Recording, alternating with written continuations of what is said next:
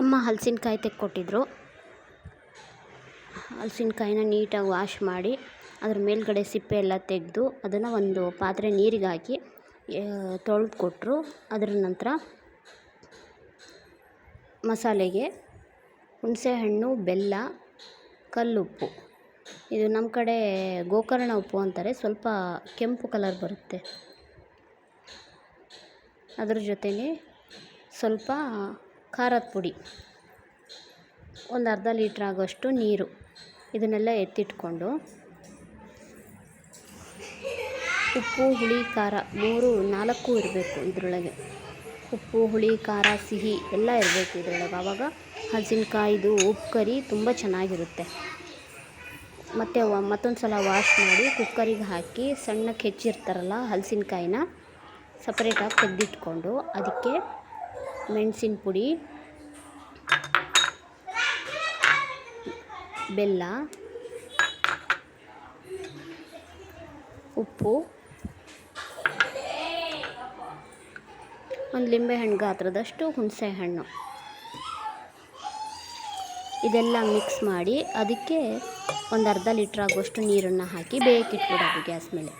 ಮತ್ತು ಮಸಾಲೆಗೆ ಒಣಮೆಣಸು, ಸಾಸಿವೆ, ಜೀರಿಗೆ ಇವು 3 ಕುಟಾಣಿಲಿ ಹಾಕಿ ಕುಟ್ಕೊಂಬಿಡೋದು. ಚೆನ್ನಾಗಿ ಕುಟ್ಕೊಂಬಿಟ್ಟು ಮತ್ತು ಒಗ್ಗರಣೆಗೆ ಸಾಸಿವೆ ಅಲ್ಲ, ಉದ್ದಿನಬೇಳೆ, ತೆಂಗಿನಕಾಯಿ, ಆಮೇಲೆ ಕುಟ್ಕೊಂಡಿರ್ತೀವಲ್ಲ ಕುಟಾಣಿಲಿ ಆ ಪದಾರ್ಥ, ಕರಿಬೇವು ಸೊಪ್ಪು, ಇದನ್ನೆಲ್ಲ ಇಟ್ಕೊಳ್ಳೋದಾ. ಒಂದು ಬಾಣಲೆನ ಬಿಸಿ ಮಾಡಿಕೊಳ್ಳೋಕೆ ಇಟ್ಕೊಳ್ಳೋದು.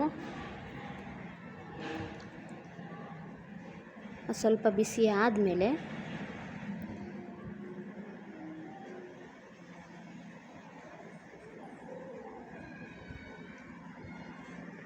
ಸ್ವಲ್ಪ ಕೊಬ್ಬರಿ ಎಣ್ಣೆ ಹಾಕಬೇಕು. ಈ ಪಲ್ಯಕ್ಕೆ ಕೊಬ್ಬರಿ ಎಣ್ಣೆ ಹಾಕಿದ್ರೇ ರುಚಿ ಜಾಸ್ತಿ. ಕೊಬ್ಬರಿ ಎಣ್ಣೆ ಹಾಕಿ ಸ್ವಲ್ಪ ಎಣ್ಣೆ ಕಾಯೋ ತನಕ ಸುಮ್ಮನಿರಬೇಕು. ಅದರ ನಂತರ ಎಣ್ಣೆ ಕಾದಿದೆ,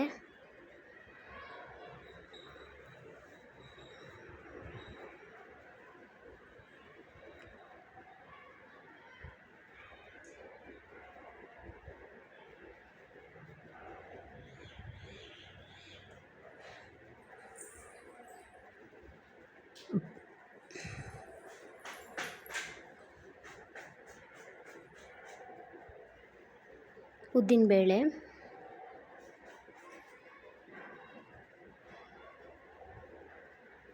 ಕರಿಬೇವು ಸೊಪ್ಪು,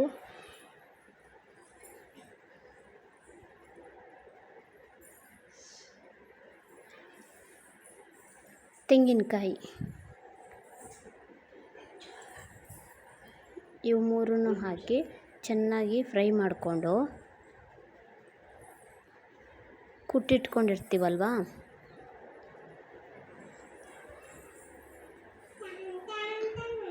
ಆ ಮಸಾಲೆ ಪದಾರ್ಥನೂ ಹಾಕ್ಬಿಡೋದು. ಅದು ಹಾಕಿ ಚೆನ್ನಾಗಿ ಫ್ರೈ ಮಾಡ್ಕೊಬಿಡೋದು.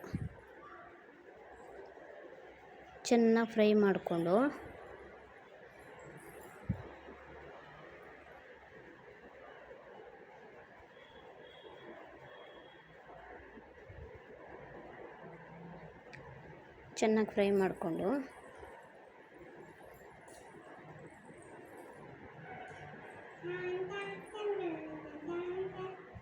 ಬೇಯಿಸಿಟ್ಕೊಂಡಿರ್ತೀವಲ್ಲ ಹಲಸಿನಕಾಯಿ, ಅದನ್ನು ಈ ಮಸಾಲೆಗೆ ಹಾಕಿ ಚೆನ್ನಾಗಿ ಫ್ರೈ ಮಾಡಿ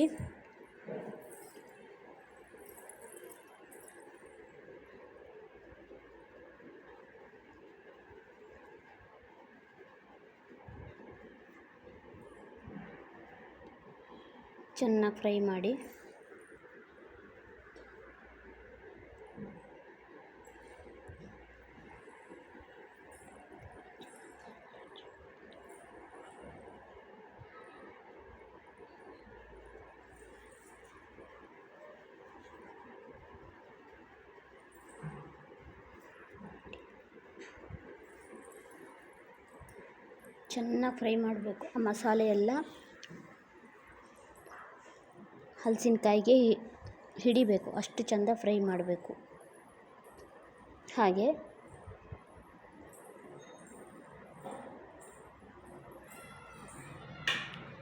ಸ್ವಲ್ಪ ಉಪ್ಪು ಕಮ್ಮಿ ಆಗಿತ್ತು, ಉಪ್ಪನ್ನು ಹಾಕ್ಕೊಂಡೆ. ಬೇಯಿಸ್ಬೇಕಾದ್ರೆ ಸ್ವಲ್ಪ ಉಪ್ಪು ಹಾಕಿದ್ದೆ, ಅದಕ್ಕೋಸ್ಕರ ಇನ್ನೊಂದು ಸ್ವಲ್ಪ ಉಪ್ಪು ಹಾಕ್ಕೊಂಡು ಚೆನ್ನಾಗಿ ಫ್ರೈ ಮಾಡ್ತಾಯಿದ್ದೀನಿ.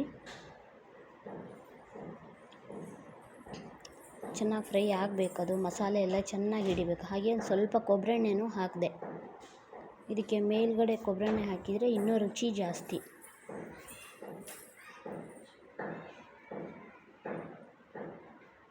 ಈಗ ಆಲ್ಮೋಸ್ಟ್ ಎಲ್ಲ ಮುಗಿತಾ ಬಂತು. ಇನ್ನೊಂದು ಸ್ವಲ್ಪ ಫ್ರೈ ಆದರೆ ಹಲಸಿನಕಾಯಿ ಉಪ್ಪು ಕರಿ ರೆಡಿ.